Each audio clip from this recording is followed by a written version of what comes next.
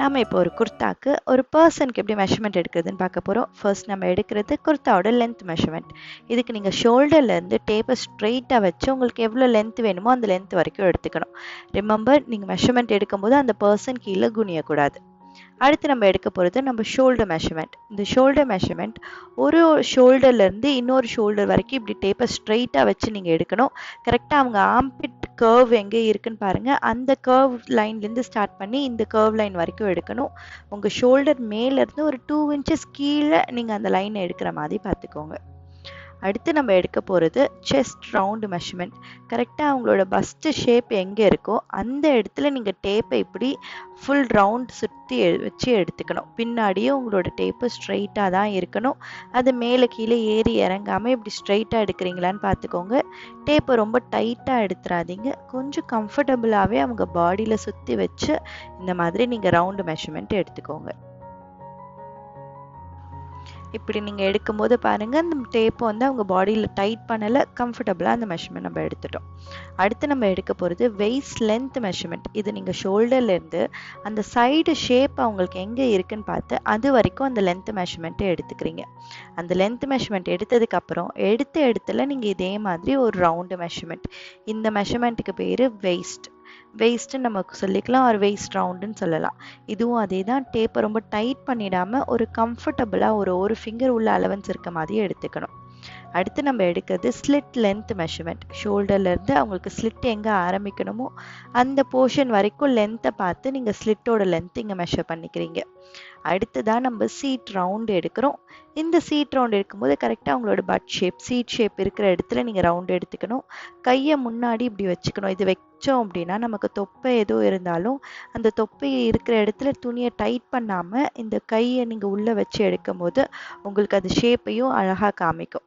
உங்களுக்கு சீட்டோட போர்ஷனில் தேவையான அலவன்ஸ் உங்களுக்கு இதிலே வந்துடும். அதனால் கையை மட்டும் இப்படி உள்ளே வச்சுட்டு டேப்பை உங்கள் பாடிக்கு ஸ்ட்ரெயிட்டாக வர மாதிரி சுற்றி வச்சு இந்த மெஷர்மெண்ட் எடுத்துக்கோங்க. இது நமக்கு வயிறு தொப்பை இருக்கிறவங்க எல்லாருக்கும் இது ரொம்பவே இம்பார்ட்டண்ட்டாக இருக்கும். அடுத்து நம்ம எடுக்கிறது நம்மளோட நெக் மெஷர்மெண்ட். நீங்கள் ஷோல்டரில் வச்சு உங்களோட டேப்பை இப்படி ஸ்ட்ரெயிட்டாக எடுத்து எவ்வளோ டெப்த்து வேணுன்றதை மெஷர் பண்ணி எடுத்துக்கிறீங்க. அதுபோல் பேக் நெக்குக்கும் நான் டேப்பை இப்படி வச்சு ஸ்ட்ரெயிட்டாக வச்சுக்கிறேன். அது எவ்வளோ இருக்குன்றது இப்படி மடக்கி வச்சு அது எவ்வளோ டீப் இருக்குன்றதை நம்ம பார்த்துக்கிறோம். அடுத்து நம்ம எடுக்கிறது நம்மளோட ஸ்லீவோட லென்த் மெஷர்மெண்ட்.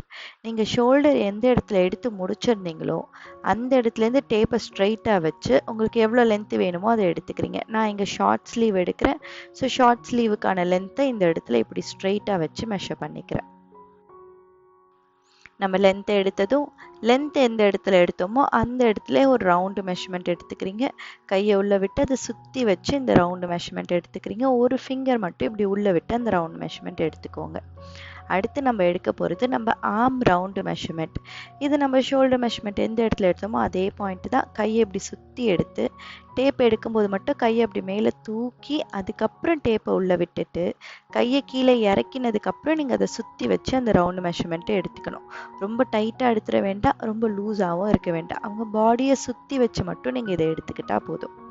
இதுதான் நம்மளோட ஆர்ம் ரவுண்டு மெஷர்மெண்ட். கரெக்டாக இது பாடியில் மேலே வரைக்கும் ஷோல்டர் வரைக்கும் அது சுற்றி வந்திருக்கான்றதை பார்த்துக்கோங்க. டேப்பும் நல்லா ஆம்பிட்டுக்குள்ளே விட்டு எடுத்துருக்கணும். அடுத்து இப்போ நான் இந்த குர்த்தாவில் ஒரு பேட்ச் ஒர்க் பண்ண போகிறேன். அதுக்காக எனக்கு பேட்ச் ஒர்க்கோட லென்த்துக்கு ஷோல்டர்லேருந்து பேட்ச் ஒர்க் எவ்வளோ லென்த்து வேணும் அப்படிங்கிறது நம்ம வெய்ஸ்ட் லென்த் வரைக்கும் இந்த லென்த்து இல்லை வெய்ஸ்ட் லென்த்தை விட ஒரு 2 இன்ச்சஸ் சின்னதாக இருக்கிற மாதிரி நீங்கள் அந்த லென்த்தை மெஷர் பண்ணிக்கலாம். அடுத்ததாக உங்கள் பஸ்ட்டு டு பஸ்ட்டு, இது அந்த பேட்சோட வித்துக்காக அவங்க பஸ்ட்டோட நம்ம நிப்பிள் பாயிண்ட் டு நிப்பிள் பாயிண்ட்டுன்னு எடுத்துக்கலாம். ஒரு பஸ்லேருந்து இன்னொரு பஸ்ட் வரைக்கும் அந்த வித் எவ்வளோ இருக்குன்றதை மெஷர் பண்ணிக்கோங்க. தேங்க்யூ.